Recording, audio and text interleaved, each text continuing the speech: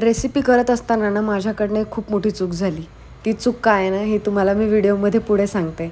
त्याआधी आपण काय करूयात, की एक ॲल्युमिनियमचं भांडं घेऊयात आणि त्याला ग्रीस करून घ्यायचं. 1 वाटी तूप आणि 1 वाटी तेल मिक्स करायचं आणि त्याला मंद आचेवरती गरम व्हायला ठेवून द्यायचं, जोवर आपली चाचणी तयार होत नाही. चाचणी तयार करण्यासाठी 2 वाट्या साखर, 1 वाट्या पाणी. चाचणी 1 तारी तयार झाली की त्यामध्ये 1 वाटी बेसन पीठ टाकायचं. त्याला लम्स होऊ द्यायचे नाही आहेत आणि त्याला मिक्स करायचं. आणि एकदा हे सगळं एकजीव झालं की त्याच्यामध्ये आपण जे गरम करायला ठेवलेलं तूप आणि तेल होतं ना, ते गरम तूप त्यामध्ये घालायचं. आणि एक असं चमचा करून जेव्हा घालतो ना आपण, तर तो फेस येतो आणि तो फेस स्थिर झाला, थांबला की नंतर आणखीन चमचे त्याच्यामध्ये ते घालत राहायचं, वरचेवर टाकायचं. या ठिकाणी आपल्याला काही पूर्णपणे ते तूप तेलाचं मिश्रण लागणार नाही आहे, म्हणून आपण थोडं करूनच घालणार आहोत. तर आता यामध्ये मी तुम्हाला सांगते की माझ्याकडून चूक काय झाली होती. मी इथे स्टीलची कढई घेतली. मला वाटलं याच्यामध्ये चिकटणार नाही खाली, पण ते नंतर काय झालं की त्यामध्ये ते मिश्रण सगळं चिटकायला लागलं खाली आणि करपत होतं.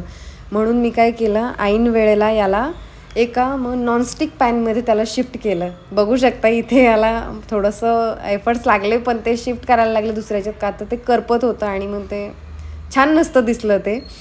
मग इथे एक त्याला कंटिन्यू मिक्स करायचं, तोवर मिक्स करायचं आहे जोवर असं आपलं पूर्ण मिश्रण असं सुटसुटीत आणि मोकळं होत नाही तोपर्यंत आहे. इथे तुम्ही बघू शकता की त्याला असं हलकासा फेस आल्यासारखं होतं आहे आणि मिश्रण असं सुटत चाललं आहे, मोकळं होत चाललं आहे. इथे मिश्रण एकदम परफेक्ट वेगवेगळं झालं आहे. आता हे सगळं मिश्रण आपण नॉनस्टिक ग्रीस केलेल्या पॅनमध्ये टाकून देऊयात भांड्यात. आता याला सेट व्हायला ठेवून देऊ. साईडला तुम्हाला तेल आलेलं दिसेल, ते तुम्ही पातेलं एक क्रॉस करून काढून घेऊ शकताय. आता ह्याला जोपर्यंत हे कोमट आहे ना, तोवरच याला आपण कट करून घेऊयात. जोपर्यंत हे गरम आहे ना तोपर्यंत त्याला कट करून घ्यायचं आहे. नंतर एकदा सेट झालं की याला कट्स बसत नाहीत, म्हणून हे गरम आहे तोवरच त्याला कट करून घ्यायचं आहे. आणि थोडंसं गार झालं की मग त्याला आपण एका प्लेटमध्ये, एका डिशमध्ये नंतर आपण याला काढून घेऊयात.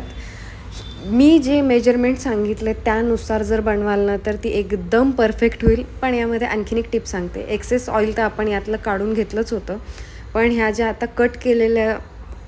कट केलेला म्हैसूर पाक जो आहे ना, जर तुम्ही टिश्यू पेपरवर ठेवून दिला ना, तर त्यामधलं आणखीन जे काही एक्स्ट्रा ऑइल आणि तूप आहे ना, तेही त्याच्यावरती येतं आणि आणखीन हलकी अशी म्हैसूर पाकची वडी होते. नक्की ट्राय करा आणि व्हिडिओ आवडला असेल तर प्लीज व्हिडिओला लाईक आणि चॅनलला सबस्क्राईब करा. बाय. Thanks for